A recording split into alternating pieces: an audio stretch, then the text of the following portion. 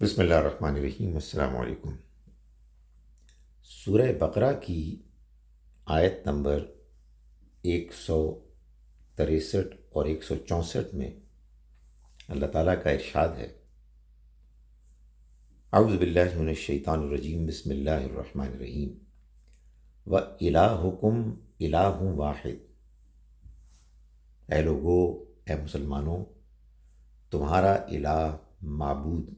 ایک ہی الہ ہے، لا الہ الا ہو، اس کے علاوہ کوئی معبود، کوئی الہ نہیں، اور رحمان رحیم، اس کی رحمت بے پناہ ہے، اس کی عنایت ہمیشہ کے لیے ہے۔ سورہ بقرہ میں اللہ تعالیٰ نے مسلمانوں کو خطاب اسی آیت سے شروع کیا ہے۔ اس سے یہ معلوم ہوتا ہے کہ دین میں اہم ترین حکم یہی ہے، اہم ترین تصور یہی ہے کہ اس کائنات کا ایک ہی خالق ہے، ایک ہی مالک ہے، ایک ہی رب ہے کہ جو اس کے نظام کو چلا رہا ہے، وہی ہے کہ جو اس کا مستحق ہے کہ اس کی عبادت کی جائے، اس کے علاوہ کوئی عبادت کے لائق نہیں ہے۔ یہ بات بیان کرنے کے بعد، جیسا کہ قرآن مجید میں ہم ہر جگہ دیکھتے ہیں کہ اللہ تعالیٰ جب کوئی دعویٰ کرتے ہیں تو اس کی دلیل بھی دیتے ہیں، اس لیے کہ اللہ نے انسانوں کو عقل دی ہے اور عقل اپنا اطمینان چاہتی ہے، تو اللہ تعالیٰ نے وہ دلائل، شواہد کہ جو اس دنیا میں کائنات میں پھیلے ہوئے ہیں، ان میں سے بعض کو پیش کر کے اسی حقیقت کو واضح کیا ہے کہ اس کائنات کا ایک ہی خالق مالک ہے۔ فرمایا کہ ان فی خلق السماوات والارض، یقیناً آسمانوں اور زمین کی تخلیق میں، واختلاف اللیل والنہار، اور رات اور دن کے ایک دوسرے کے آگے پیچھے آنے جانے میں، والفلک التی تجری فی البحر،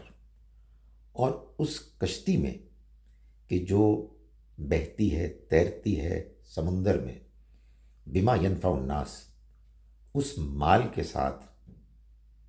کاروبار کے، تجارت کے اس مال کے ساتھ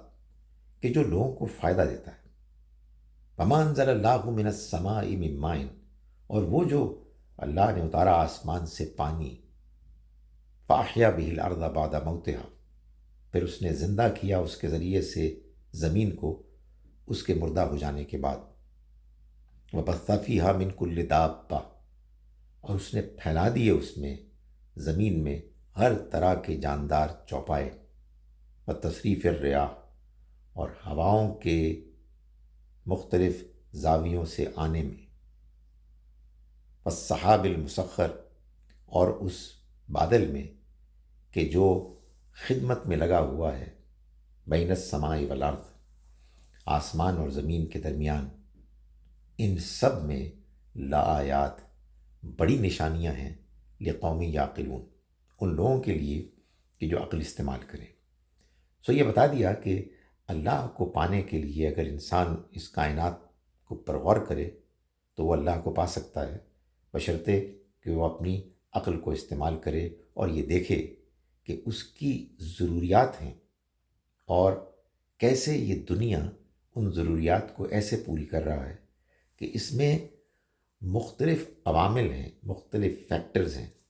دن ہے اور رات ہے، آسمان ہے اور زمین ہے، ہوائیں ہیں، بارش ہے،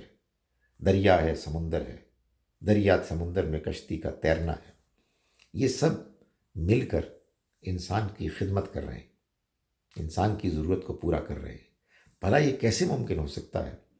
کہ یہ کام ہو، ایسا ہو، سوائے اس کے کہ کوئی ہستی ہے کہ جس کو ہم انسانوں کی ضرورتوں کا بھی معلوم ہے، وہی ہے کہ جو اس پوری کائنات کے نظام کا مالک ہے، اسی کا حکم ہے جس کے نتیجے میں آسمان اور زمین، رات اور دن، بادل، ہوا، دریا، سمندر اس کی بجاوری کر رہے ہیں، اور اس نے ان کو یہ ایسے احکام دیے ہیں کہ وہ سب مل کر باہم دیگر انسانوں کی خدمت کریں اور ان کی ضرورت پوری کریں۔ تو اگر کوئی شخص عقل رکھتا ہے تو وہ غور کرے اور اس نتیجے پر پہنچے کہ تمہارا معبود ایک ہی معبود ہے، اس کے سوا کوئی معبود نہیں۔